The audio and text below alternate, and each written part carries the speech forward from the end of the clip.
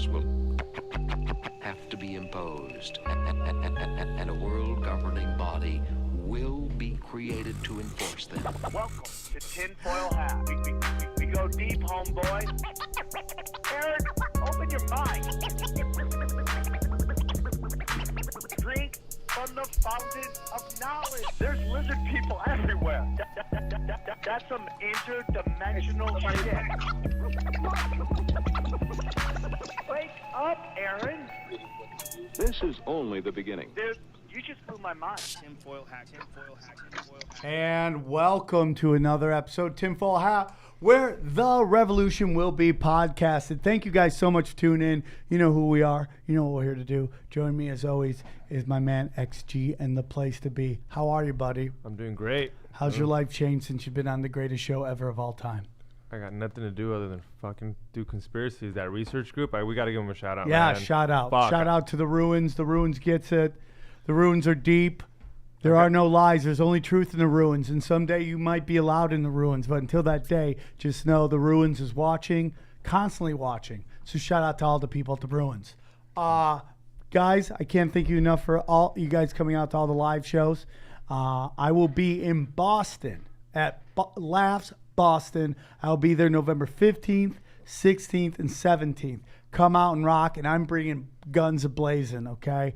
I'm going for blood, high body count, okay? And then I believe the next one, did you get it? Yes. I'm very excited. I'm going back to Chicago. And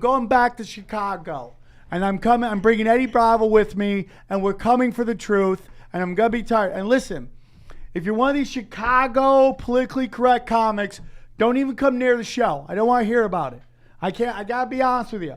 I do so many shows with these Chicago female comics who want to tell me about how comedy's meant to be. You're 22 and you dance on stage. Don't tell me what's up. I'm here for truth, homeboy. All right? There's no rules to this shit. Stop telling me about the rules. You know? I mean, I can't tell you, man. I had this girl open for me in Wisconsin. She would just bomb every fucking show, and I pulled her aside. I go, hey man, you might want to try this, and this, because I love comedians. She goes, how about I try being homophobic and racist on stage? I go, you might want to try something, because you're fucking bombing, lady. You're ruining my show, and it's just like that's what I've gotten. I did a show at this one comedy club in Chicago. They do the headliner, and then it's followed by open micers. This open mic chick came up and started racking my act. And then she started dancing as she did her act because you know what? She's fucking garbage as a human being. Don't come to the show if you think there's rules to this shit. I'm coming, and Daddy might leave a couple marks, okay? But you guys come out and force. Chicago's one of my favorite cities. Let's do this, me and Eddie Bravo. Check out the Patreon, guys. I'm putting stuff on there all the time. And go to the Facebook. 883 strong. Actually, what's your social media shit? What's your stuff? Xavier the One. Follow me on Instagram. Spell it because he's Mexican. He spells it weird. Xavier and then THA1. Okay. You know, pretty simple. All right, pretty simple. I'd say. That's how we're doing it, guys. So it's a wonderful time to be alive. Don't forget. Oh, BetDSI. man. Today's show is brought to you by our good friends at BetDSI. BetDSI for all your betting needs. Go to BetDSI.com. Use the promo code HAT100. All right? HAT100. And you can get a whole bunch of amazing stuff. Let me see what it is real quick. Okay, you can get 100% matching cash. Bonus up to $500. That's right. This is a great time to be alive. You just had the UFC having great fights. You just had I make bets on everything. I want to start talking about doing like conspiracy bets. Like, will Hillary Clinton go to jail? Okay. Will Donald Trump become a lizard person? You know, whatever that is. Will we ever see a porno with Melania and Ivanka? You know what I'm saying? Like, is anyone else kind of disappointed by the porn industry not doing hot first lady, first daughter porn? Anybody? They're stuck with siblings right now. You know, I know why they haven't done it. I know because they honestly think they'll get audited. I guarantee you that's why the porn industry hasn't been putting out those awesome pornos. But but you can bet on all that stuff with our good friends at BetDSI. Guys, support the show. Please support the show. Go to BetDSI, use the promo code 100 and help the show. Now, some of you guys, I'm going to say this for the last time, some of you guys go on YouTube and you leave comments, you tell, oh, show doesn't start till then. You will get blocked. You have to support the show. This is the business that we do. I do some business up front. You come see my show. You support my sponsors, and we give you content. And that's how I'm so thankful for all the support. But to make this go, we have to have sponsors. You have to see the live show. So to jump over this stuff, it hurts the show. So just know if you comment about when the show starts and your idea, you will get blocked. You won't be able to enjoy the show because I wouldn't want that because I love you all. Because we're going deep, dude, and the numbers grow. The show just keeps growing, and it's all your guys'. It's because you guys are passionate. And by the way, just let me say, and I say it 1,000 times, the ladies of the conspiracy world are way more hotter than anybody would ever expect. You know, because they think we're guys. You always see memes about conspiracy dudes. They all look like Captain Caveman. He's got a tinfoil hat with his 30 cats living in his mom's basement. Maybe that's true. Cheeto fingers. But the ladies are gorgeous. I mean, we're talking 8, 9s, and 10s, all of them. And we thank you for your love. Joining us in studio, I'm super excited about it. He contacted me through our good friend Greg Carwood at the Higher Side Chats, which we need to get back on. He's got a book called The Octopus of Global Control. Please welcome Charlie Robinson, everybody. Thank you. Hey, Charlie, how are you? I'm good. How are you? Mr. Robinson. No. So now this is what you didn't know. So you sent me an email, and here's what you say. I'm packed, ready to go. I didn't know what that meant. You mean you literally flew in to do this show? Yes. It's better when you have the guest in studio. Right. I think you can get more into it. There's a better connection. So yeah. Wow, I'm so impressed. Thank you so much for coming in. Well, thanks for having me. And before we get into it, because it's kind of what we want to talk about, tell us a little bit about your book right here. It's a beast. It started out accidentally, sort of. I had all this information in my head. You know, I would tell people about it, and I had a conversation with my mom one day, which was kind of like a normal thing, some new, I don't know, conspiracy I had discovered. And she's like, that's great. You've got all this information. What are you going to do with it? And I was like, I don't know. I didn't know I ever had to do anything with it. So after that, I started thinking, well, what could I do? I don't have a podcast. I wasn't going to do a TV show or a documentary. So I started writing the book. I guess I was kind of writing it in my head, and I put it together. And part of it came out of like blowing up a Thanksgiving dinner. You know, when you bring up 9/11, you watch like the whole table turn on you, and you're like, oh shit. Yeah. So my thinking was that, you know, all you people at the table would understand where I was coming from if you could hear not just my voice on this, but other people. If you could hear, if you could hear what some of these people that you respect or that you know of, from history, if you heard what their take was on a certain event, maybe it would give it a little bit more credibility. So what I did was I gathered quotes from 500 different people that had had some sort of involvement in some of these big events in world history, and I put their quotes in there along with my description of the event. So it's packed. So you've been always in the conspiracy community. Is it recent? Is it a couple years, 10 years? What made you get into conspiracies? Let me ask 2005, okay. I think, was when 9/11 really hit me that it was totally not what it was made out to be. And I was living in Las Vegas selling real estate, and then about 2007, I went on a trip. Buddy gave me a book called Confessions of an Economic Hitman by John Perkins. Unbelievably great book. And it just changed my life. You know, so what it did was he laid out the plan that the World Bank and the IMF have and how they entrap these third world countries by suckering them into deals for like a hydroelectric power plant. They say, hey, it's going to cost a couple $2 billion, but don't worry, we've got the money for you from the IMF, and it'll generate electricity. It'll power your village. Your kids will learn to read at night with electricity and all these things. It'll pay for itself, and all that stuff is total bullshit. It's a lie. But they get these countries involved in it. That money never actually goes to them. It goes directly to the engineering firms like Halliburton and Bechtel. And they build out these plants that never pencil out because they were never meant to pencil out. And of course. And then this, you've got Ecuador who's built this gigantic power plant, and then, the money's due, and they're like, we don't have it. So then the IMF says, well, we can work out a deal for you. Like any good loan shark would. with a baseball bat behind their leg. They say, you can vote our way in a UN resolution, or you can, allow us to put a military base here. You can privatize your lumber industry and let our buddies buy that up.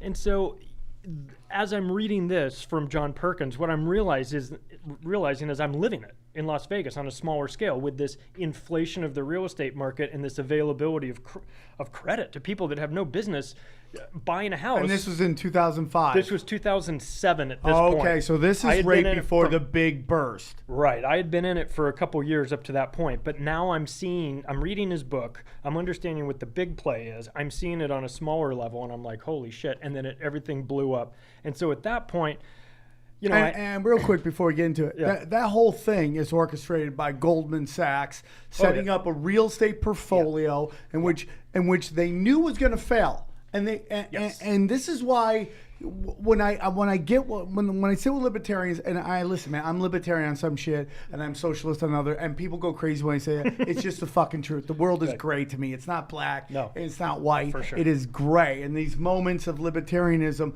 I get, but there's also these times where I'm like, we need a big government, or a government with enough teeth that we could take people like Goldman Sachs, because capitalism doesn't work if people can't trust their investors. Meaning, if I give you your money, you tell me I'm going to invest this in good faith, and you're lying to me, it's just not going to work. So when Goldman Sachs sets up this portfolio, this real estate portfolio, fully knowing it's going to fail, and telling their employees to get their investors to invest in this portfolio, in which they are taking out an insurance policy on, which they know is going to crash so they can make the money. It's just chaos. That's why they're the vampire squid. That's when Matt Taibbi called them the vampire squid. He was right. And I read the book Moneyball, The Big Short, and watched the movie on it, and it was like a documentary to me. That was the exact same thing we were seeing. And then what even cemented it even further was a couple years later, start talking to the title reps that I know in town, and they're saying, I'm saying, what's going on with all the houses, or who's buying them? And they said, well, it's vulture funds from Goldman Sachs and Citi and all these banks that are coming in and buying things up for 20 cents on the dollar. So what they do is the Fed creates fake money out of thin air. They loan it out at interest. The banks then take that money, loan it out to people who buy real tangible assets. Then they pop the bubble and they take back tangible assets. So they trade fake paper for tangible assets. Yeah, and they get it for 20 cents on the dollar. And guess who's selling right now? They're selling all their stuff. They've made huge profits. They've been buying them up quietly, at auction, as quietly as you can buy 100 houses at a time. People don't get, like, you're talking about banks literally buying up neighborhoods. Oh, yeah. Like just a whole neighborhood is all owned by one bank. Everything they can get their hands on, sticking renters in there to get through the downturn. Then once those values start to go up, then they sell them off. And the more they like, obviously homeless go in there, people go in those vacant houses, because like, you're not going to sleep outside if you're a homeless person. Right. The more they fuck up those houses, the cheaper they get them for. Yeah. Simple as that. They probably send people in to do it. Probably. So I used to live in out there in like Elsinore. It's the suburbs. Obviously, a lot of people lost their homes. Right. My homies had a bachelor house. Their parents kind of moved out. Was like, hey, here's the house. Take care of it. Whenever the window broke, something broke, we would go into the other house. We'd call it Home Depot next door, and come up on whatever was on the other house and just brought it back to our house, and that's it. We got their washer, we got their dishwasher, because it was, no one's claiming it. It's obviously not someone's house anymore. It's literally just vacant stuff. So where is this? In like Elsinore. Okay, so Elsinore, you do that. In Detroit, bears do that. Bears move into these empty houses. They set a fucking shop, and you see this bear leaving his house with his bow tie on, his briefcase, going to work, and he's got to come back. Like, literally, like, bears were moving into empty houses in Detroit. It's like crazy, man. But people weren't. You're going to Chicago too. Well, No, Detroit, my bad. I do want to go to Detroit, but it's very interesting because it's like they say there's more empty houses than homeless people in this town, in this country. I mean, like, and it's unbelievable how, like, people just don't, like, people just need a little help to get off their feet. If you give them a roof over their head, they might be able to do it. And I get it. It's like, oh, why shouldn't they get that? Because you're good enough to function on your own. And nobody really wants a handout. At least I don't. You know, and maybe there are people who want to live out the season, but I also know there's people who just want to get on their feet and just try to get going. But again, it's like this society where nobody wants to pay a living wage. And it's a rigged game. You named it. It's 6-1. Yeah. 6-1 houses to homeless people. Yeah. 6-1. Just that's embarrassing for our country that we think that's okay.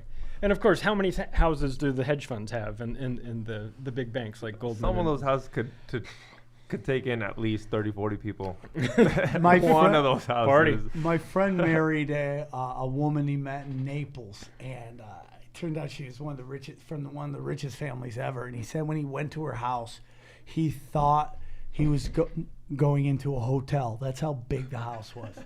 And it's just like, I don't know what's enough money. I just don't. But let's get into how do you get into this censorship and all that stuff? Because I'm so interested, because we're living in the most interesting times. Well, you know, a lot of people are getting hammered by YouTube and these social media networks that are either deplatforming them or just throttling their reach. I'm sure you guys everybody's seen it on some level that's in the alternative media. And although it's frustrating and financially difficult for the companies that are going through this, it's also a good indicator that they're on the right track. Because if they weren't making a difference, if they weren't waking people up, if they weren't impacting in some way, then these companies would ignore them. But there was a directive in 2016 at Bilderberg that was that they laid it out, that they were going to go after the social media platforms. They were going to take care of the conservative voices. I don't consider myself to be a conservative voice. I like to think I'm just like more on the rational side, which I don't know if that makes you conservative, but I don't know. I don't know. I can't speak for you, but I've always been a liberal in terms of like, hey, just, you know, you do you, I do me, make too. love, make art, don't make war, all that good shit. But the spectrum, I didn't move. The spectrum moved. it changed. And then now I'm this guy on the right, and I don't mind it because I am, like, I was just in Texas. They're all wonderful people. I go to San Francisco. They're all wonderful people. I mean, people are people. But here's the problem. It's like they're trying to frame it like, oh, they're shutting down conservative voices. They're not shutting down conservative. But they're shutting down people who are going after what the truth really is. Right. So like people like Ben Shapiro aren't getting shut down, and that guy is as right as it gets. I mean, they're going for people who are calling out the fucking news agencies, the media, the fucking administration, Washington D.C. That is not the right. That is the truth community, the spiritual social, the spiritual skeptics group, you know? Well, we've all been going to the grocery store for years and years, and we see the National Enquirer right there. Fake news, right? Right, It's been there for, where's the government to protect me My from grandma this used fake to news? love it. Yeah, well, you know, if I go on Facebook or if I go to YouTube, now all of a sudden they have to protect me from fake news. Why? If it's fake, what difference is it? If it's fake, it's fake on its face, and you shouldn't have to worry about it. First of all, it's not even their job. But even if it was, if it's so fake, why are you worried about me not reading it or hearing about it? The answer is because it's not fake. It's not fake news because it's fake. They're worried about the truth. The truth is what freaks them. Fake news doesn't scare them at all.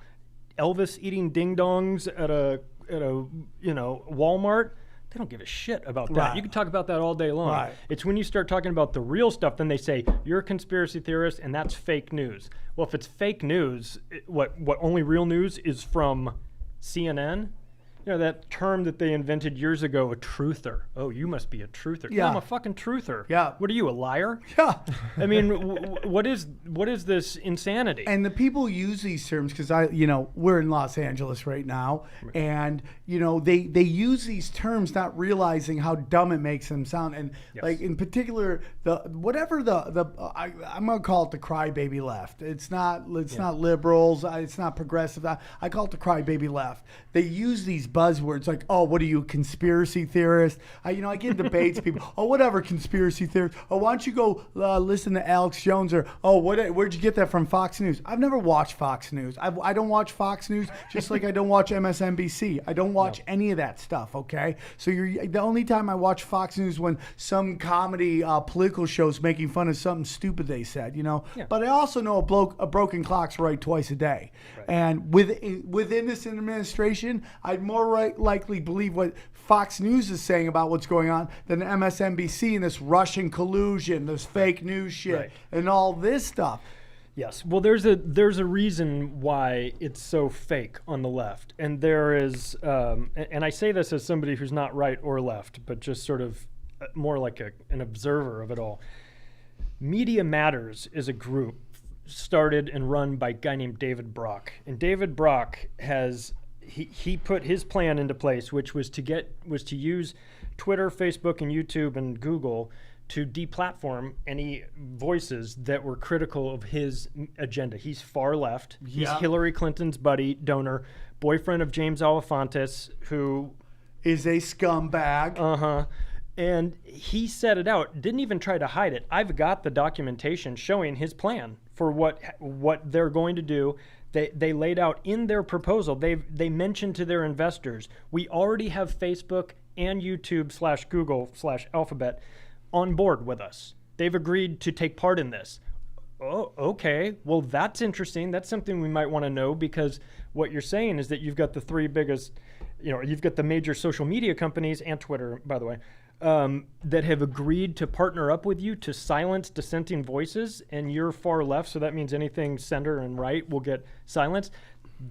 That's a problem. That's a huge problem. Now, a lot of people don't, Ryan, when he's on the show, used to talk about Alphabet all the time, man. And a lot of people don't understand is Alphabet is actually what owns Google and YouTube. Right. Now, they used to be called Google Ideas, but during a WikiLeaks drop, it came out that they were working on all this shady shit. So, of course, they just rebrand themselves, just like Cox Cable did, and they became what? They became Spectrum, right? That, because they were so bad before, they had the worst customer service rating that they couldn't be Cox Cable anymore. So now they got to be Spectrum. Let's not fix the problem. Let's just change our name and rebrand it, because it's cheaper and easier.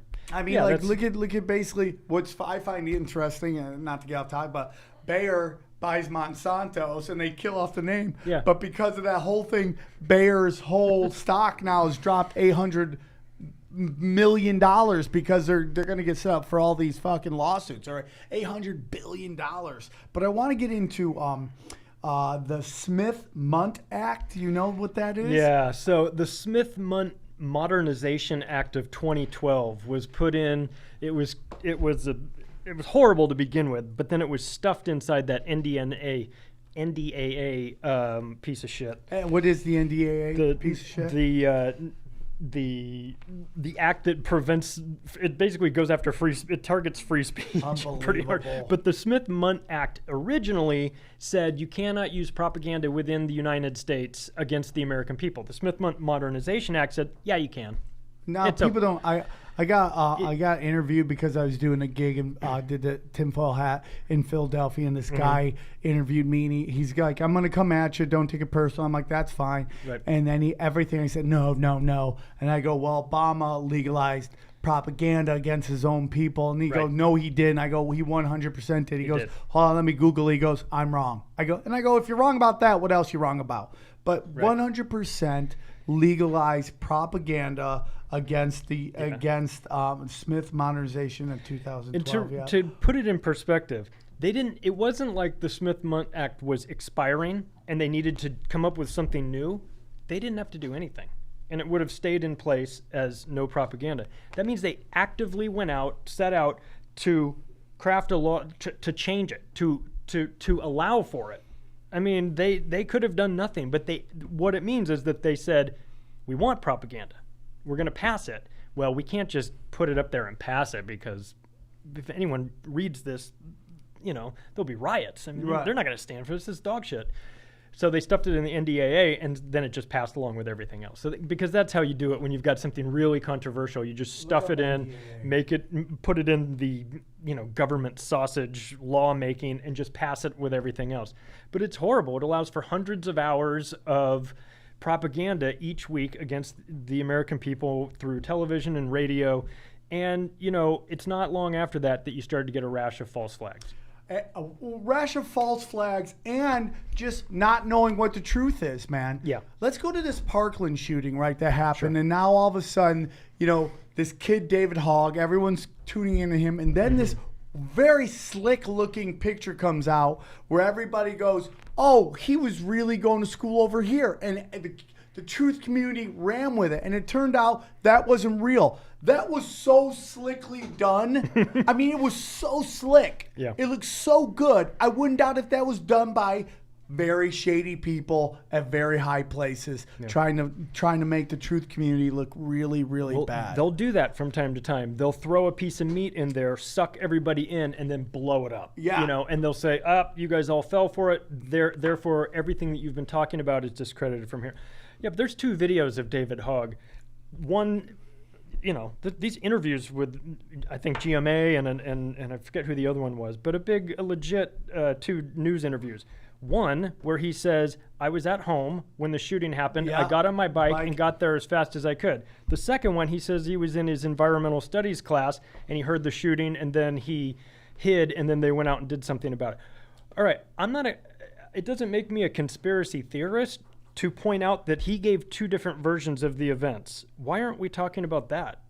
Because the whole thing falls apart.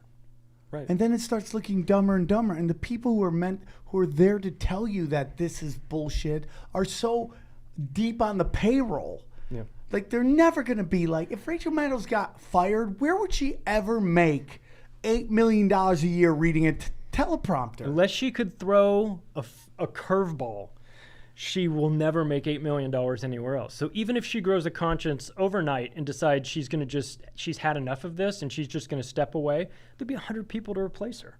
It's just not going to do any good. So, this sort of thing is going to continue to happen. You've got, anyone that is turning on their nightly news to get information is out of their mind. Like, why would you do that? It's been influenced by the CIA so heavily since the 60s through Operation Mockingbird, and why would they ever give it up? They haven't. They just got quiet about it. And then, all these large corporate media entities are so controlled, and there's only a couple of them left. And so you don't have to, the pressure points are pretty small where you just get one guy and you say, you've got a picture of the CEO of Time Warner with a goat, and then guess what? You can make him do whatever you want him to do.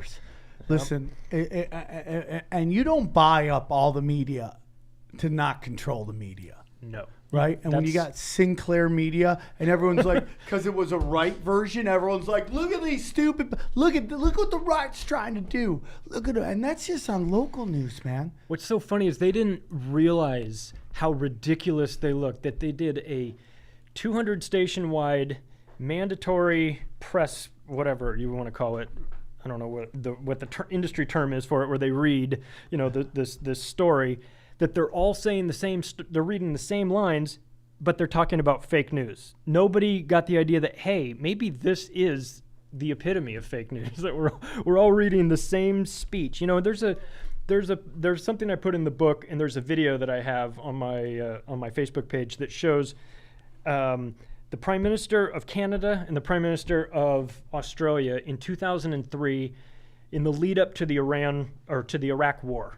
And they're both selling it in their parliaments. And they are reading the exact same speech. Oh my word for word. God, really? And there's a split screen of the 2 of them. It's within 3 days of one another. But the words are identical. They say it the exact same way.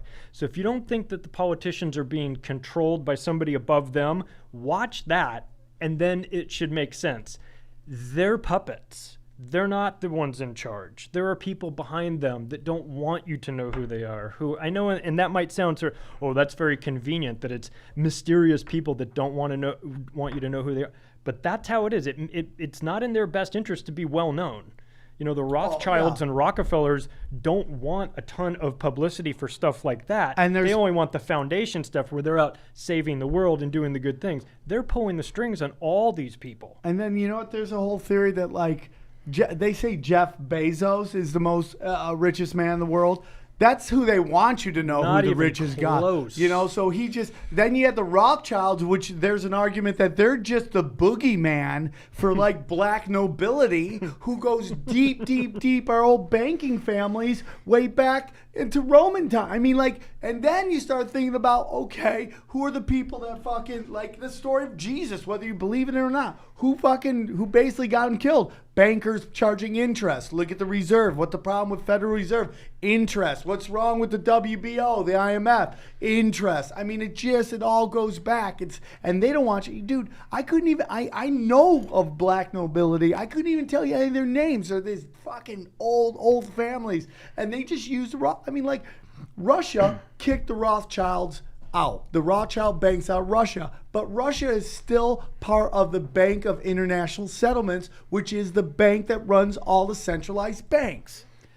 And who runs that? Who knows who runs that? Is it the royal family? Is it the Catholic Church, the Pope, the Jesuits, the Rothschilds? I think there's just all these different gangs that just work together, like Italian mob families, you know? Yeah, and they don't need to have a big meeting where they all sit down at one table and figure out what the plan is. They know they know what works for them. They know what's in their best interest. It's not required to have a meeting with everybody to get on board with this. But yeah, the banking industry.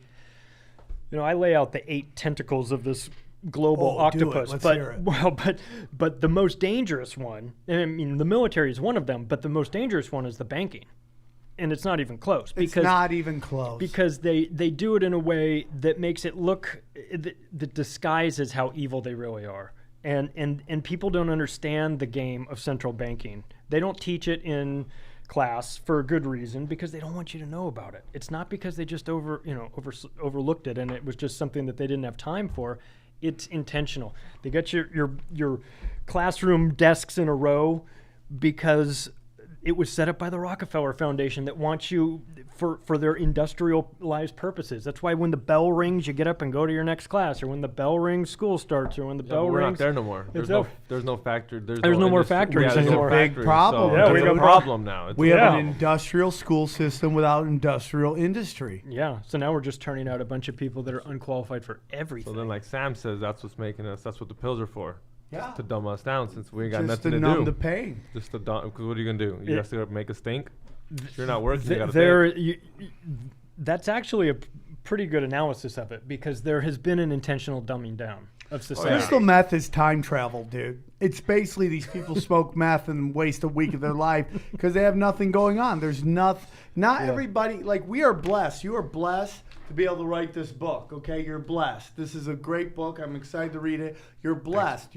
We're blessed to put on this show. Aaron's blessed to be able to run the board. Like, not everybody can do that. Some people are workers, and there's nothing wrong with that, but some people are work with your hands type stuff, and those jobs are gone. Where are they going to go? I personally think it's done on purpose to make people join the military, okay? Hey, there's no jobs here. Look at this job. Boom, the military. Now you're a stormtrooper for the international banks. Yeah. Your job is to go in, kicking doors, blazing 4-4s, and stealing natural resources. And I have nothing but respect for people who join the service, because I know you're joining it for honorable reasons, to support your family and to support your country because you love your country. But the people who, and I'm not even talking I'm talking beyond the people who are running the military. I'm talking the people who tell the generals what to do.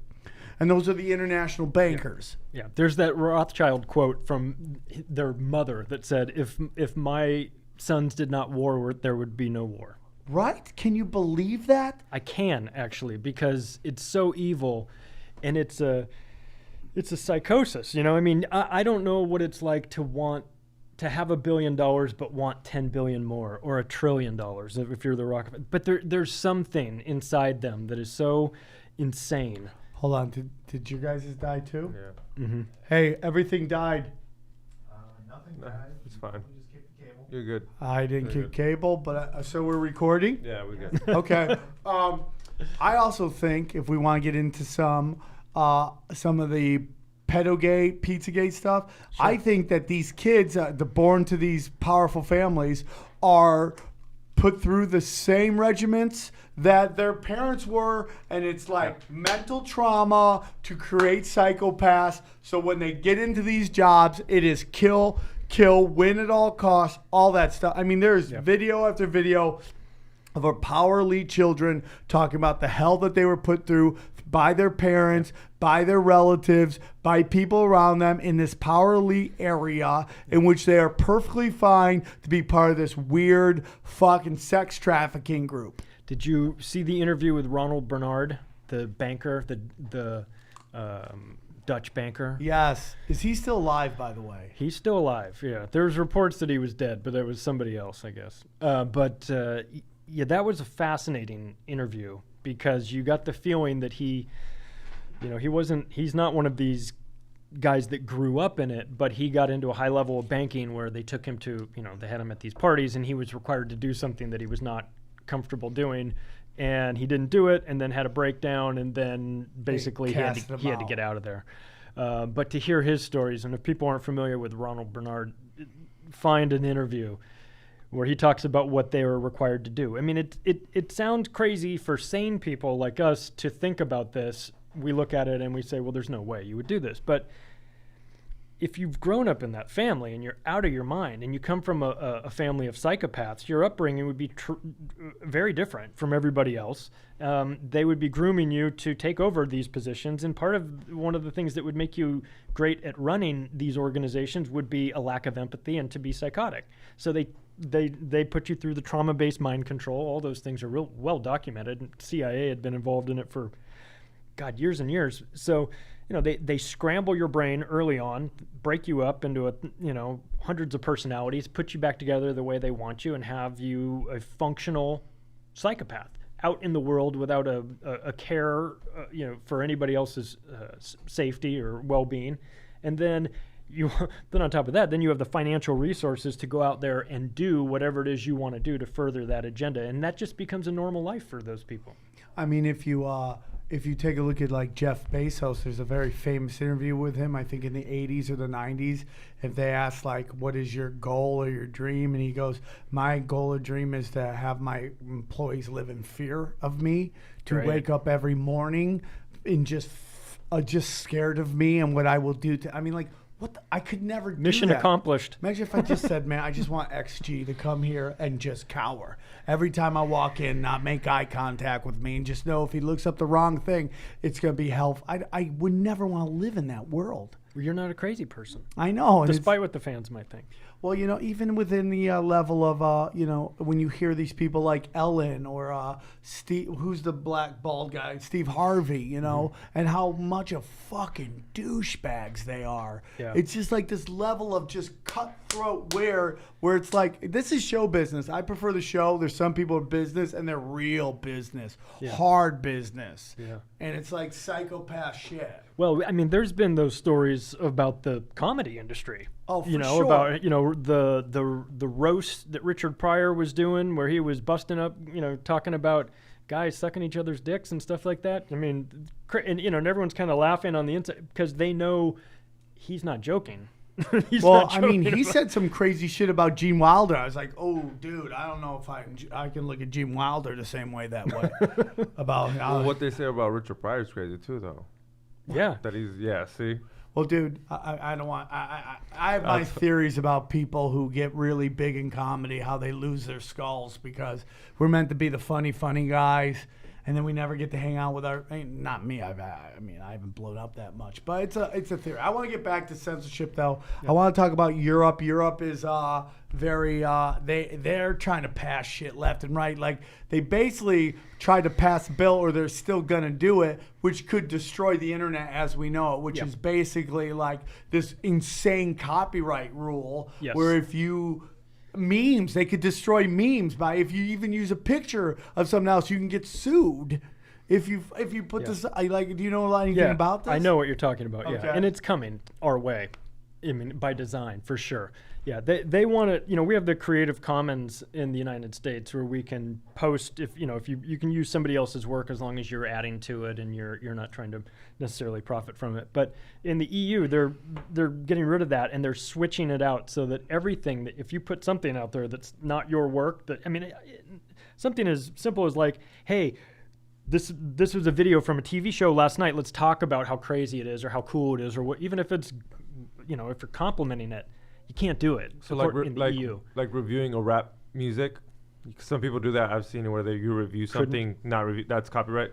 If it's somebody else's work, you wouldn't be able to do it. So that's what's going through the EU right now. It hasn't passed yet, but it's probably going to, and that is I would say a dress rehearsal for what's coming here. Here's some. Not to mention, they also want to do an internet ID here. They talked about that at Bilderberg. It's coming. They don't like the idea of people being anonymous on the internet for whatever reason. Even if we take the conspiratorial part out of it, corporations would love to know who you are, what you're looking at online, so that they could take that information, market it, and sell it. That's what Google does. That's where they make all their money. Right. But think of it like the internet that we currently are experiencing is like a mall right now. You just go to the mall, walk in, and go shop around. But think of it if you had to show your ID and swipe it through the front door before you could get into the mall.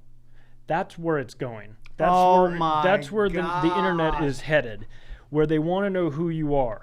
And what my fear is, based on how things if they tried to pass that right now, you'd go, get the fuck out of here. We're not doing that. Would That's crazy. anybody, dude? But they'll do it in a way that makes you beg for it. Yeah. They'll do a false flag. What will happen is somebody will do something horrible through the internet, through the anonymity of the internet, and a bunch of people get hurt, killed, or whatever, a bomb, something. Well, it goes back to Ted Kaczynski. They used the mail, and then what did they do? Airports started getting checked. The mail started getting checked. That was one of the false flags. I mean, look at Oklahoma City, dude. That bomb goes off. There's so much shady shit about that. I mean, like, the physics of that attack doesn't even make sense. And then on top, they basically suspended habeas corpus, which is, I believe, that, speedy trial that you get charged and they let you know.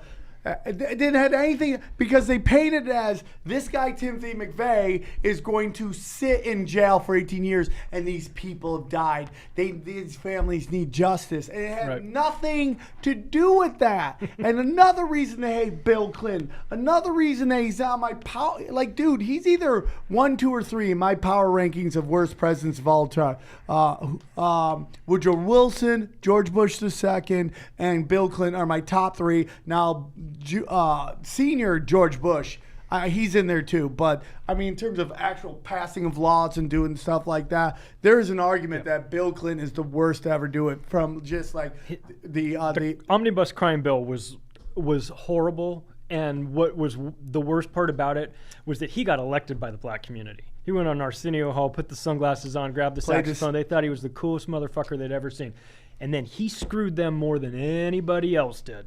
With that crime bill, he put a ton of them in prison for a long, long time, and he did it because he was financed by private prison industry. Yes. And those companies set that up a long time ago through their law firms and had him support it. Then it's just couldn't agree more, dude. And I just had a guy on a couple episodes ago, and not to be disrespectful to anybody, but he's trying to convince me that these guys didn't know what was going to happen when they did this. And I was just like, hold on. They own the prisons, they write the crime bill, and then they supply the drugs. What do you mean they don't know what's going to happen? They make money off everything. Of course they knew it, and it's very specific to a certain demographic. Now, everybody smokes crack now, but back then it was very much a specific culture, which was the black community. And the sentencing laws were disproportionately targeting the black community too. So where you had powdered cocaine was one thing, and if you had crack cocaine,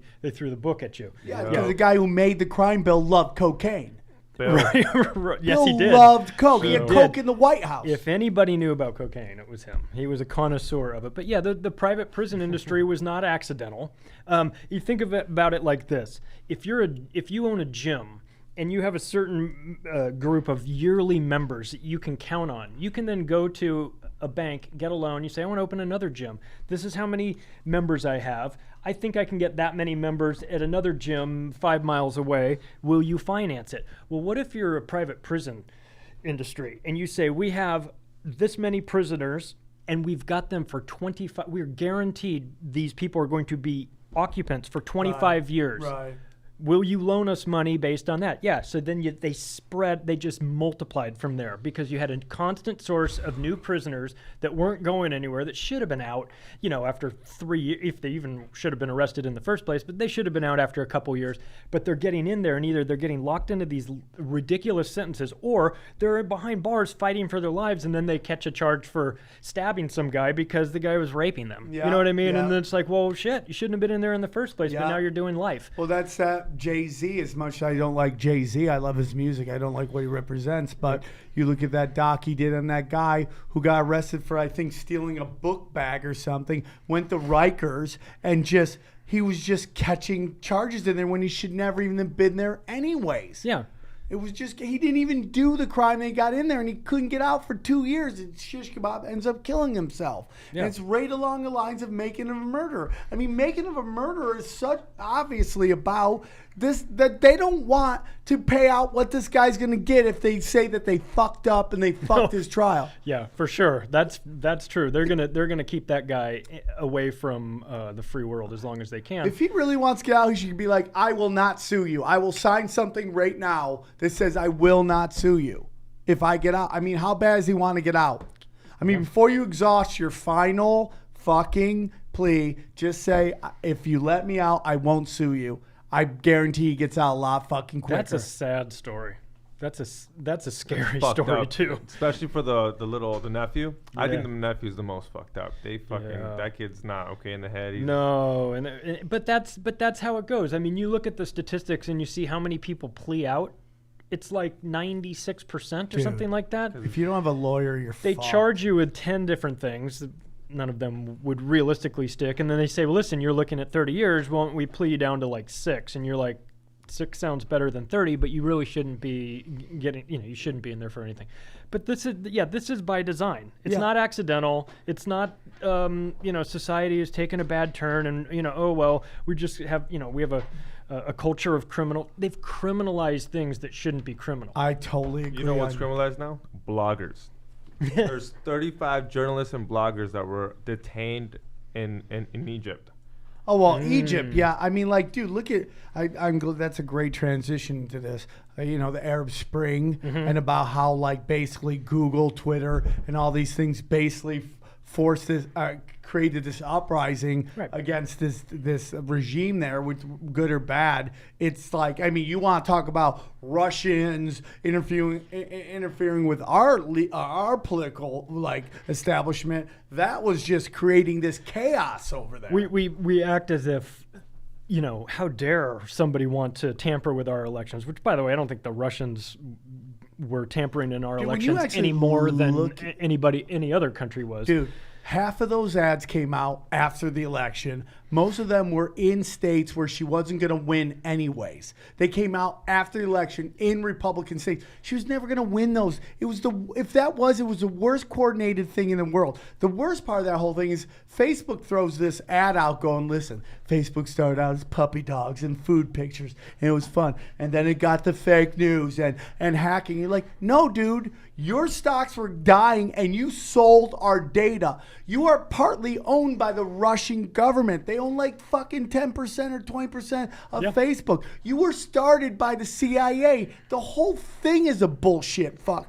Google, this whole thing that Facebook's a private company, Google's a private, YouTube's a private, that's all bullshit, dude. They got government money got government seed money. They got money from In-Q-Tel, which is the venture capital arm of the CIA. What's it called? In-Q-Tel, IN-Q-TEL. Really? It's the venture capital arm of the CIA, and what they did is they said, well, listen, we can't just go into the data mining business and expect people to not have a problem with it. So what we'll do instead is we'll just put a bunch of money into a fund, and then we'll use that money to fund companies that are thinking of doing what it is we want to do. And then we have a seat at the board. We have ownership interest. We basically can tell them to a certain extent how to behave and what to do. They're and like what a we need. weird version of like Shark Tank. They're like DARPA, except they don't build things; they just finance things. But it's as evil as that. And back to the Russian thing for a second. First of all, if those Facebook ads, if $100,000 of Facebook ads would have swung this election, I'd be buying $100,000 of Facebook ads to sell my goddamn book. Yeah. But I don't think it's that effective. And as far as people saying that the Russians wanted Donald Trump in the White House because they wanted to work with, they had already been working with Hillary Clinton on the Uranium One deal when she was Secretary of State. If they were going to finance a presidential candidate so that they could have their person in there, it would have been Hillary Clinton. Right. They'd already been working with her. For sure. She sold off 10% of the or 25%, I'm sorry, of the uranium through that Uranium One deal. And then miraculously, like $130 million donation to the Clinton Foundation happened, which, by the way, the week after she lost the election, the Clinton Global Initiative, done. I guess all the problems in the world are solved. We can just, we're out of business. We're done. If that's not the biggest indicator that was a pay-for-play influence racket, I don't know what is. It's unbelievable how people don't see that. And why don't they want to see this? I think because the media paints Bill is this sweet old guy who liked to go jogging and go. Been accused of rape. It's so funny, dude. He'd go jogging when he was president and swing by McDonald's. He's just one of us. And Hillary would come out and everything. These people are psychopaths. They're not normal. They're in a world. They've. You don't rise to positions of political power without being controlled. Oh yeah. And they are controlled. Somebody has the dirt on them, and they have the dirt on other people as well, which is why everyone's so fucking terrified of them. Right. Because people turn up, dead all the time. People Yeah. don't talk about that. Oh, Putin's killed off all these people. Yeah, I'm sure he has. Fucking So's and Clinton's done it left and right. I mean, half the people that are involved in the Haiti are all dead. I mean, dead, dude. That rich billionaire couple. I mean, you're even a billionaire they'll take out. They don't They care. were found dead in their mansions. I'm not going to say a particular comic's sister-in-law found dead. I mean, there's people who are all involved in that Haiti ass shit that are still alive. I want to get on Google and this Jared Cohen. Do you know who Jared Cohen is? I think he's the guy who runs Google. He's the head, which now runs Alphabet, the Alphabet company. He was educated at Stanford, then Oxford, and as a Rhodes Scholar. He interned for Condoleezza Rice in 2005 to 2006. Now, why is Condoleezza Rice allowed to do any of this fucking college football playoff system? I mean, like, dude, you wonder why people don't like us. Because we fucking allow war criminals to decide our fucking football playoff play. I don't fucking, what are you doing? And like, we allow this woman, like she's talking, it's not ethical not to pay players. What do you fucking lied us into a 17-year war. Nobody gives a fuck about what you think about ethics. Why is she allowed to work amongst us? Anybody? Because I feel like Dad, I just yelled, you guys, eat your vegetables. I agree with you 100%. I think probably because she's in a position of power. She always has been for a long time. She's got the goods on people, and much like the Clintons, people are terrified of the she's tight with the Bushes, she's tight with the Clintons. That's a dangerous group to be in bed with. And she's in bed with them all the way. That group wiped out the Kennedy political family. Yeah, wiped them off the planet. Yeah, I think they got Junior too. Now, have you ever heard the theory that he's still alive? I have heard that. It's crazy. I have heard it. Can you look up the guy that they think it is? JFK alive, Vincent.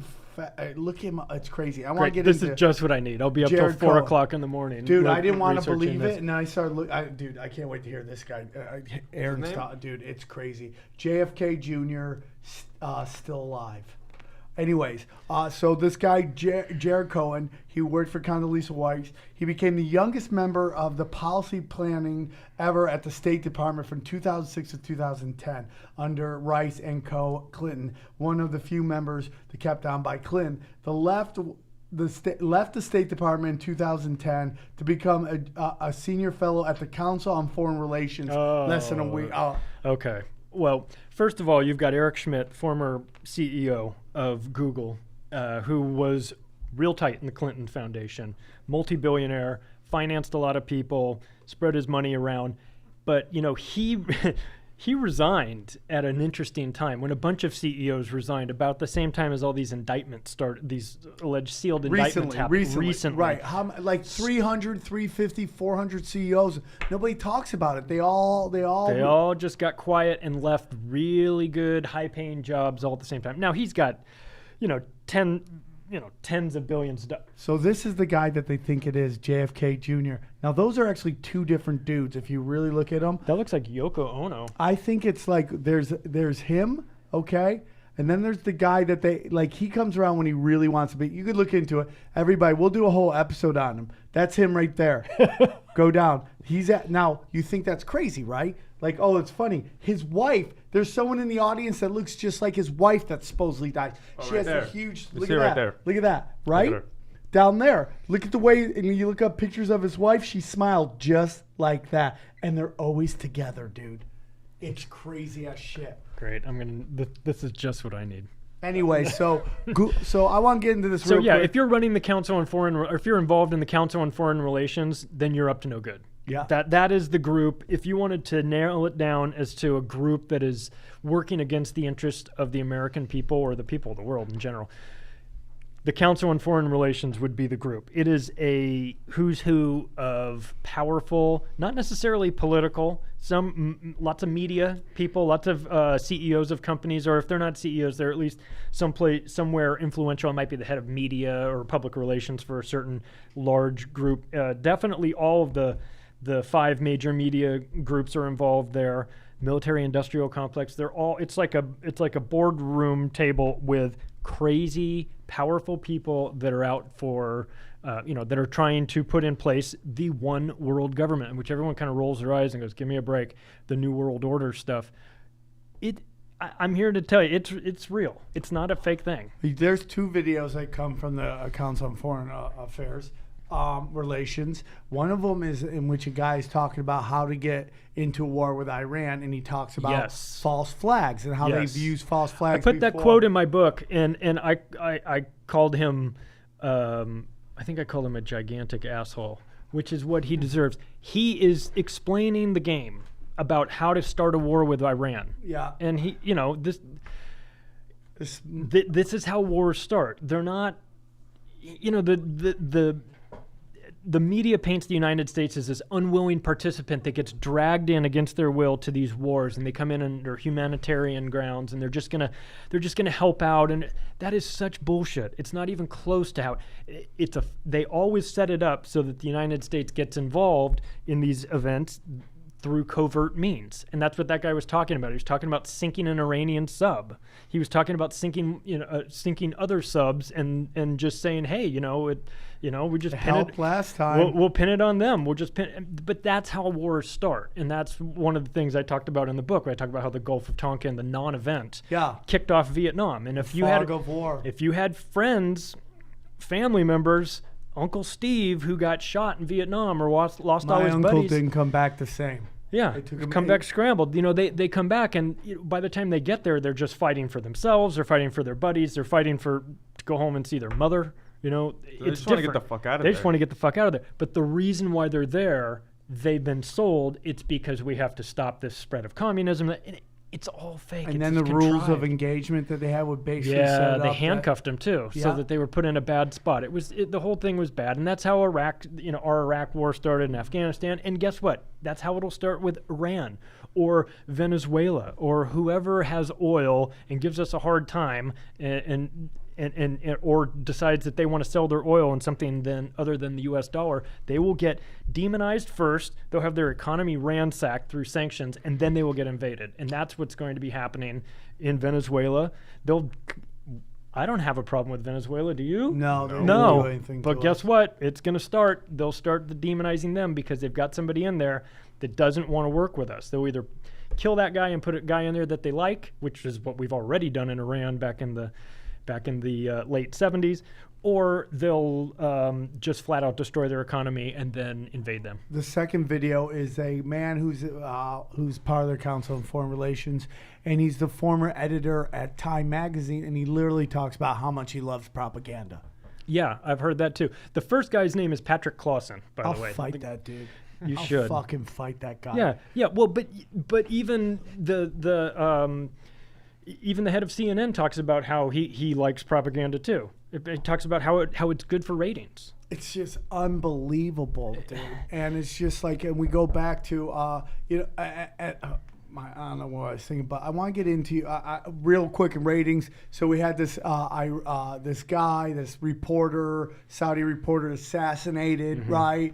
And now the news goes crazy, and right there, when all the news is talking about it, you know something bullshit is up. Yes. Because they're talking about this guy like he's a fucking saint, and they're not even talking about Julian Assange stuck in a fucking embassy for 7 or 5 years or 6 years now. Now this guy that I just found out thanks to our good friend Amy Cheapho, who does a ton of research for the show. She was talking about how, and she's done the Patreon a bunch of times, how this guy was actually going to get extradited to the United States because he's working with the Philippines, and he was basically got caught fucking running fraud. He was like, he was running fraud. He was bilking investors in the United States. He was one of the richest men in the world at one point because he was just running scams on real estate through the Philippines on American investors. Should it come as any surprise that his uncle was Adnan Khashoggi, the world famous arms dealer? Yeah. That's where they made all their money, was in selling weapons. So this is I'm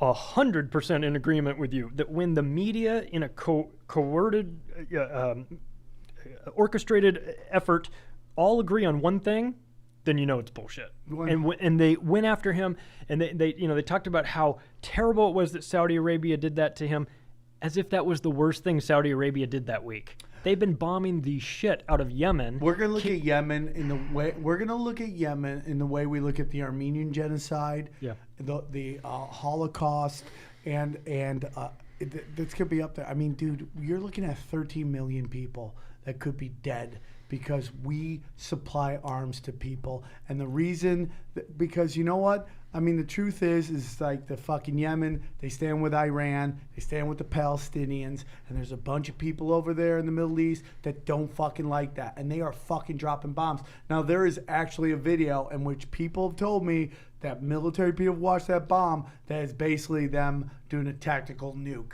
And what they've done with that nuke, they dropped it in Yemen, and nobody talked about it. It's supposedly Israel dropped this fucking tactical nuke, which is a smaller version of a nuke, which, and it's not that they kill anybody instantly. What they're doing is basically destroying the atmosphere. So everything you breathe is radioactive. I mean, just think about that, dude. Yeah, I think people really hate the hypocrisy of it all. Like that Saudi Arabia is our friend, our ally.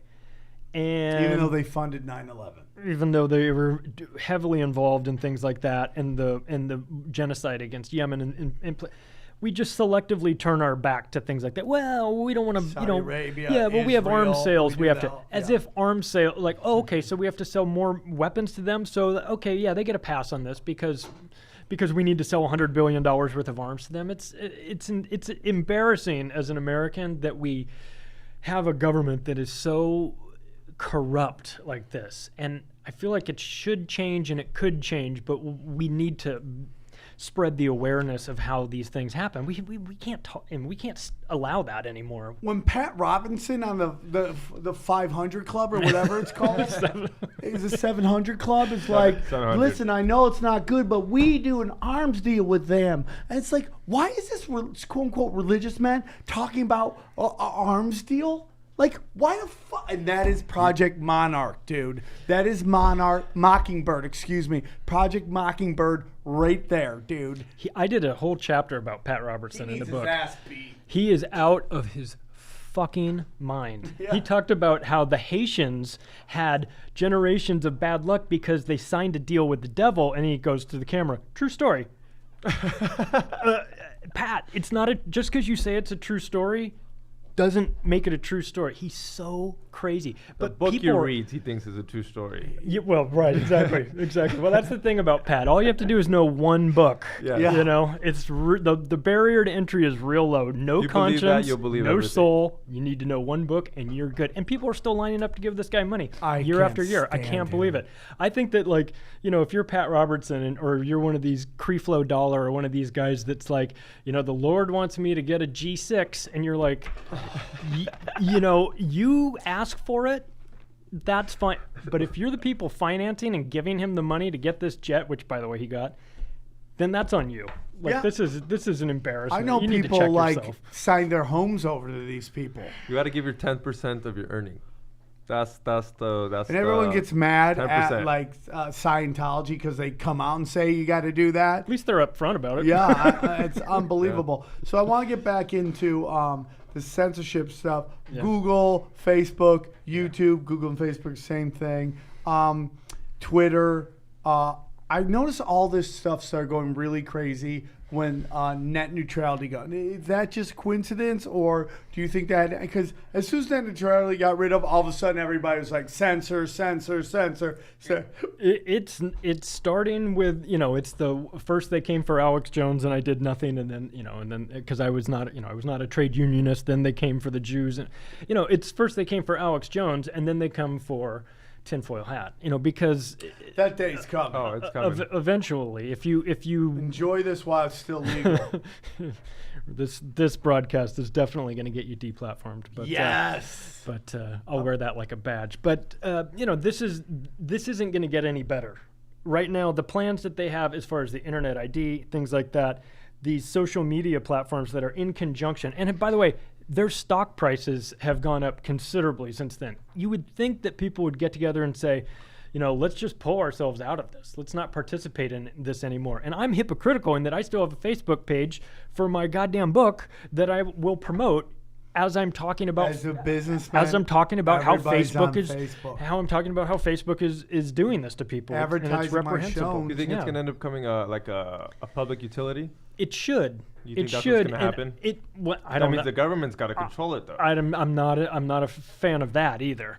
It would be great if there was some sort of alternative, but you see what happens with alternatives like Gab that came out, and then they say, well, the guy that shot up the synagogue had a Gab page, so we're shutting the entire platform down. He had Yeah. a Twitter page too. Are Yeah. you going to shut them down? It's no. such bullshit, Nope. dude. We're not shutting them down because that's not the agenda. I'm not saying that it was contrived or fake or anything like that, but what I'm saying is that it's the Rahm Emanuel philosophy of never let a good crisis go to waste, which is you have something bad, that guy had a Gab account. Well, this is the excuse we can use to shut that place right I down. couldn't agree false more. flag. There it is. It's a little false flag that someone pulls into it. Maybe it's false, maybe it's true, maybe it really happened, maybe it didn't happen, but the They capitalize on it. the perception is that it was real, and then they'll take advantage of that and they move quick, and a lot of times these things are planned in advance. So you have, you know, something like that. You go, God, that was quick. It took them 2 days to get that thing down. Well, maybe they had that in their back pocket all along. And we want to get rid of this, and this. And if anyone does anything crazy, you know, if we have some sort of wacko shooter that we can tie to any of these things, we'll do that. And if we don't have one organically, maybe we'll just manufacture one. What is your take on these blue checks on Twitter? I think it's all social engineering. I think they figure out who plays ball based on I think there's an AI involved with tweets and retweets. I see people get retweets and I'm like, why is that getting 1 billion retweets? And it's like, oh, it leans very hard, progressive left, like social justice warrior bullshit. And it's like, I believe social media was just meant so they could get a bunch of like-minded people. And it doesn't even have to seem like you get 100 people on Twitter tweeting something, it seems like there's a big movement going on. Mm-hmm. And this is the way, because every town's got a fucking town crazy, and now social media, all the town crazies can link up, and now you can be a country of crazies. You can spread you can spread good information, you can spread bad information. You can spread disinformation, you can silence people that are talking about something that you don't want talked about. You can amplify people that are talking about something that you do. You can make it look like a real movement. Remember those pictures of the Hillary Clinton campaign where it was her standing on the podium and all these people, and then there was the shot where they pulled back and you could see that the buses had blocked off 80% of the warehouse and there was nobody there. Yeah. You know, and it's all in this perception of what they want, you know, and these social media platforms can do that. They can make it look like something is a big deal. They can also silence something that is a big deal and make it look like it's a non-event. Well, like our parents, well, go ahead. So like in Iran and during the Iran re-elections, authorities blocked off the SMS networks and all that shit, so you couldn't text, but they left the Twitter open. Well, they couldn't fuck with Twitter, and Twitter was supposed to go on a shutdown, on like the maintenance. Someone hit up that guy, the CEO, and told him, "Don't shut it down. The Iranians are using it for good," and it stayed open. Yeah. But just as it can be used for good, he could have easily shut it down. Yep. Just because they, for some reason, they thought Iran, whatever at that moment was beneficial for them. But if it's not, it's just it could go back and forth. It can be good or bad. They used it for good that time, but that. If you remember, like when our parents were coming up, they would watch the nightly news. And if it was an important story, it was on the nightly news. Right. And if it wasn't an important story, it wasn't on there. So you have a bunch of older people now saying, you know, these topics that I cover, I've never heard of that before. If that was true, I would have heard it on the nightly news. Yeah. No, you wouldn't have. Wouldn't. Nope. They can control that. It's a couple, you know, you're talking about 22 minutes or 24 minutes. It's a light switch away. Yeah. If they don't, so the older demographic feels like if they didn't see it on their nightly news, it didn't happen. And also, if they did see it on their nightly news, then it happened exactly the way they said it. They said it did because they have 30 years of history. Walter Cronkite wouldn't lie to me. Walter Cronkite isn't here. Anderson Cooper would lie to you in a hot second. Vanderbilt, he does not care. CIA he does not care. Intern in college. Yes. You know, I don't know if you saw this, but after the synagogue shooting, and listen, you know, that any lost life, whether it is worshipers in the synagogue, Palestinians, Yemen people lost, heroin that's being shipped in by our own government, any innocent life lost is sad, okay? So I'm not saying anything bad about that, but we have these people in New York these politicians want to pass a law which basically states that to apply for a license for a gun, they can look at your internet search for the last 3 years and your social media for the last year. I mean, dude, it's unbelievable to me how they can even, and people are like, yeah, let's do that. It's like, listen, man, you are going down a dark. You should look at the countries, the big countries, not the tiny countries, the big countries that came in and took guns, and what happened right after that. Yeah. Was mass, not just one, two different countries, mass slaughter of 20 million or more after that, like right after the guns were taken. I have a chapter called "You Register the Guns Before the Slaughter." It talks about that. That's a quote from Mao, and that's what they did. I'm not a gun fan. I will say that straight up. I had a family friend that was impacted by gun violence. I've had somebody attempt to carjack me years ago. It's horrible. I'm not a fan of guns, but at the same time, they will disarm you before they round you up. Mao did it. They did it in Lenin and Stalin did it. Pol Pot did it. That's what they do. That's the plan. You can't put that evil plan into action when everybody's got a gun. But they know that people aren't going to voluntarily give them up, so they construct events that make the people demand. You know, this is the David Icke problem reaction solution thing. Right. They create the problem. They offer, you know, they manufacture the reaction always being, help us, government, please come in and help us. We never want to have this happen again. Then the solution is always a reduction of rights. But you wind up begging for it. And therefore, not only are they taking it from you, you're asking them to take it from you. And so you're events like this. You're begging them to do it. You're Please begging them. save us. And then it sticks. Patriot Act. Please save us. We need this.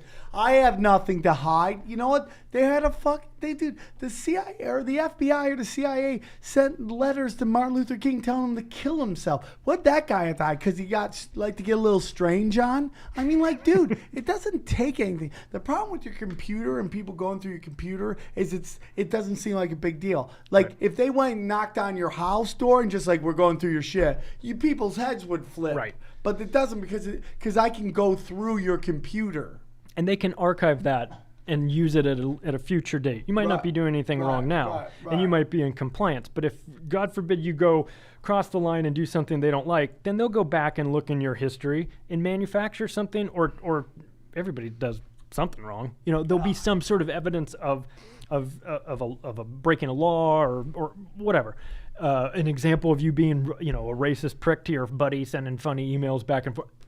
They pin that on you. So it's not so much that if you're doing anything wrong right now, they'll just keep that information, and if they need to use it against you later, they will. So yeah, the whole "I'm not doing anything wrong, so I don't care" our argument is ridiculous. Have you ever seen this NPC memes? Yes. I love non-player characters. I fucking love it, dude. And Twitter banned 1,500 NPC memes parody accounts for disposal. Election interference. And the news was picked up by the New York Times and the BBC. That's it. They basically make fun of parody. And you see people parrot it all the time. My favorite thing is white women saying to other white people, check your white privilege. White women love to do that. Did you see the white chick who, like the young black kid, backpack hit her butt, and people got in her face, and they're like, why'd you do that to a black? And she kept saying, whatever, white person. That's all she said, because she watches the news and they just go, white people do this, white people do that, and they parrot it. And I've never been accused of white privilege other than by white women. White women love telling me about my white privilege, and I'm like, you don't know me. You don't know where I come from. You're just blanket statementing this bullshit on people that you're regurgitating from fucking Rachel Meadows, who kind of crazy has the same haircut as Sean Hannity. Anyone knows that? That they have the exact same fucking haircut? What is that about? Is that Illuminati shit? Yeah, probably. Okay. I mean, it's just weird shit, dude. Yeah, I love that meme because the reaction. It should really have no reaction. Yeah. People should just be like, whatever. But the fact that people got so bent out of shape about it was what was hilarious. Because I love when those people are fucked with. Yeah. Yeah, I love the whiners, the babies. Yeah, the people like, Donald Trump, Hillary Clinton would have been a bigger disaster. But the people on election night that were like outside screaming was hilarious to me. I love it, dude. They lost their fucking minds, which was great because they never considered that their person might lose. Well, of course, neither did I, to be honest with you. I mean, we did it last week with the Unabomber. He basically was talking about how fucking, these leftists, they will fucking demonize words and they will get offended on other people's behalfs. And it's all middle class, upper class, white trust fund kids who are going fucking nuts, who make these dumb fucking rules. Hold on real quick. So in comedy, man, right now the only people selling tickets are black comedians at improvs. Why is that? And because we allow black comedians, I do joke about it, to say what they want. We actually enjoy it. We're like, oh, that guy, he don't give a shit. Richard Pryor says whatever he fucking wants to up there because white women allow him to say that. Now, if I went up there and said the same thing, heads would fucking explode, okay? Right. I have a bit right now about how the most racist person in the world is white chicks who only bang black guys, okay? That's the most racist person I know. I have a friend of mine. She's so hot and she only bangs black guys. I'm like, come on, let me hit it. She's like, no, I only date black guys. Is she Kardashian? No. Her name is Vanessa. And the joke is that she goes, I only bang black guys. I go, you're so hot, I'll paint my dick blackface, right? And everybody gets fucking, some people go crazy and laugh. And I'm like, you got mad at blackface dick? It's the most ridiculous. I had a woman come up and goes, you shouldn't do jokes with that. People think it's okay to what? Paint their dicks black? It makes no fucking sense. I just like to piss you off. That's what I want to do. I just want to go up there and scorch the fucking earth because you think there's rules to this shit. And there's not.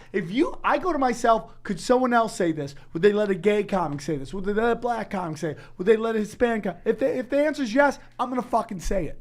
Dude, political correctness should be across the board to all people. If you're letting, and that's why I think black rooms are packed, because those guys can say whatever they want. And then you go watch these fucking beta cuck white guys go up, and they fucking walk in the tightrope, not trying to offend anybody. You know what? You get offended, congratulations, you're fucking alive. You're alive. You got angry at something. Good. You came to the place of haha, and you got all fucking serious. Because you think these people shouldn't be allowed to say anything because everything's a fucking slippery slope. Save it. Save it. Do you have a hard time doing college campuses? I don't ever do college campuses. I have no desire to do college campuses. I don't blame you. There's not enough money in the world to put up with that bullshit. You would think that would be a great crowd. Young, right? Some disposable income to like hang out and go see a show. Oh, I wouldn't. I don't blame you at all. We have created childhood to basically so these people don't feel any of the repercussions of life when we should be throwing them into life to feel it. And I think that's all socially engineered as well. I've said it before. I think this is pharmaceutical companies so fucking rich, so powerful, that they've changed the way we raise kids, which to make them little fucking overly sensitive, little fucking mutts. And then when they get into the real world, they fracture because nobody wants to hear their opinion. Nobody plays fair, okay? Political correctness to me is women make the rules of society. They do. That's why, a guy cheating on his wife's bad, but a woman who wants to get knocked up by a pro athlete, okay, it's perfectly acceptable to get knocked up by pro. And I love women. This is not anti-women. I'm just saying the rules of society are dictated by women. The rules of business are dictated by men. And that's why it's cutthroat. But what we're seeing as political correctness is this attempt to take the rules of society and apply it to business, and it just doesn't work. Yeah, it just doesn't work. It's tough. If you're going to college and you have access to a safe space because somebody's going to come and say something that you don't want to hear, that's not preparing them for the real world. If college is supposed to be preparing people to get out into the world and succeed and have everything that you're doing them a tremendous disservice. Safe space sounded like something they'd have in elementary school. No or kidding. Maybe middle school, pushing it for middle school. But in high school, what do they talk about? What are the freshmen? What used to be freshmen get fucked by the seniors. Now I can't even. There's none of that. I guarantee there's none of that shit. It's you can't ridiculous. Call it. But it's all done on purpose, man, to get these kids heads to fracture when they get into real life. I did a radio show in Minnesota. They had this Stanford professor call in about her study she did. And she said, we've learned that when you listen to children, they're much more prepared for everything. I go, that's not real life. Nobody wants to hear your fucking problems at work. Here's what we need you to do. Do the job. If you don't do it, get the fuck out. That's real life. You're creating people going into the workforce, and they're fracturing, dude. And what do they got to do? Get on pharmaceutical drugs. Yeah. They need drugs to deal with depression, deal with they got to go to therapy. Everybody's on therapy. Nothing wrong with it, but everybody's on fucking therapy now. These pharmaceutical companies aren't going to make billions of dollars without our help. Yeah. They need us to purchase their products and blindly just buy medicine for restless leg syndrome or some other shit that didn't exist, 5 years ago. The complete marketing, so how fake marketing campaigns. Google's got these new AI censor bots. Oh, I didn't know about that. So the way to combat them, 4chan found ways to fight against the AI bots. You gotta the Google bots are now censoring live streams in real time. It looks like they search for certain phrases or words and are known to delete them automatically. If you put Ted Kaczynski, delete Sandy that Hook. fucker. Yeah, delete them. So users are using tricks such as misspelling words enough to avoid detection from bots. You can still legibly enough for readers to use that. You see that? You can read where it says example. Mm-hmm. Yeah. You could read that, right? It's pretty legible. Yeah. Oh, yeah. That's how they're doing it, so bots can't fuck with it. It's too stupid. It's too smart for them to figure it out, where they're just making the word. 'Cause you I can love read that we gotta go dumber than them so they Yeah. can't Yeah. deal with it. Well, Yeah. memes supposedly AI can't read memes, and that's why they're calling it a meme war because AI can't read memes. Well, if we're at this point, then we're self-censoring and they're winning. You know, once you have to censor yourself, you're already falling into that. Because when you promote that on Amazon or wherever you're going to sell your book, Yeah. your description, well, you're better off putting it like that. Oh, listen. Because what that book's about, I they're know. gonna fucking target it like no other. If Amazon wants to take my book off, it'll be the greatest marketing campaign I could ever ask for, because I would be on every show talking about how they are doing a digital book burning. So These please. fucking nerds, man. These fucking nerds. Whether it's at Google, these tech companies, Boston Dynamic making fucking robots. You fucking nerds, man. It's all about greed with you guys. You guys are all going to work with China right now. I've been in China. I love China. But you're going to work with China and they're going to do censorship. And now word is that China wants to fucking start spying on us and you're totally cool with it? Dude. Shame on you, man. How much money is enough money for you to sell out yourself? What does it mean to be an American? What's it mean to be proud to be a person when you're selling out your own fucking people? Right? I've watched the fucking Terminator movies, man. There's no humans that the robots get along with. There's no Rothschilds. There's no fucking Google execs. You all get your ass kicked, okay? So it's like, hey, man, you can stop this now or you can keep the censorship going. And, dude, let me tell you something. The reason if we got in a war with China, we'd fuck them up is because China has no creativity. They can't think outside the box. They can only do what they're told. They can't come up. We have creativity. But what you're doing is you're trying to stifle creativity. And that will be the death of this country. We export our creativity, whether it's our movies, our TV shows, whatever, our music. The world loves our creativity. We're the most creative country in the world. Britain's also good. Australia, Canada, they're all good. But it's all these Western. If you start censoring us and fucking killing off fucking dissidents' voice, people who think outside the box, you're destroying this country. And this country doesn't have a problem with race. This country doesn't have a problem with fucking rape culture. No, the problem is greed. Greed is ruining this fucking country. And all these other things are fucking all part of the problem from the greed, getting us to fight with each other. Everybody accusing everybody to be racist. Everyone's sexist. Me Too movement. Trust all victims. And they turn out to be fake. It's all social engineering. And it's all from these fucking top greedy fucks. We've also been outsourcing our critical thinking as well. For a lot of people, it's very difficult to think. And they don't like it. And so they'll say, well, I'll just let the media tell me I'll let the news tell me what to think. NPCs. And that is a huge problem. We have to take some responsibility in this game as well for our own education and our own understanding, and not saying, well, I don't want to think about that because it's difficult. So how am I supposed to vote on this? Oh, the TV tells me that's fine. You know, we have to be involved and participate and have we have a responsibility to dig through all this bullshit that we're being fed and try and figure out what the truth is and then act on that. We can't allow people to think for us anymore. It's gotten us into this mess that we're in right now, and frankly, I don't know that it'll get much better. Well, my friend, you are a crusher, Charlie. I appreciate you coming on. I'm blown away that you would even fly in to see us, but that means a lot to me. You were awesome today. think I did it because I like when you have the guests in studio. I think it's a better energy, and I read your description from the podcast you did a couple days ago, which was two guys yelling at each other in agreement. I was like, that's going to be us. Yeah. Me and Steve Green. You're wonderful. Again, his book is The Octopus of Global Control. It's Charlie Robinson. You are welcome back anytime you want. You got anything you want to push, you want to pop in, hang out. Are you out of Colorado? I'm in Denver now. I grew up out here, though. I went to USC. If I get out there soon, I'd love to have you come by. I would love to. If we do a live podcast or a live tinfoil hat, I'd love for you to come up on stage and help answer questions. For sure. And it's Denver's a great city. I went and saw Tom Papa a couple weeks ago. He killed it. Comedy Works is one of the best comedy clubs it's in great. the country. I'll be in Anarchapulco. in middle of February for the Anarchist Convention. I love it. And the Dollar Vigilante Convention as well.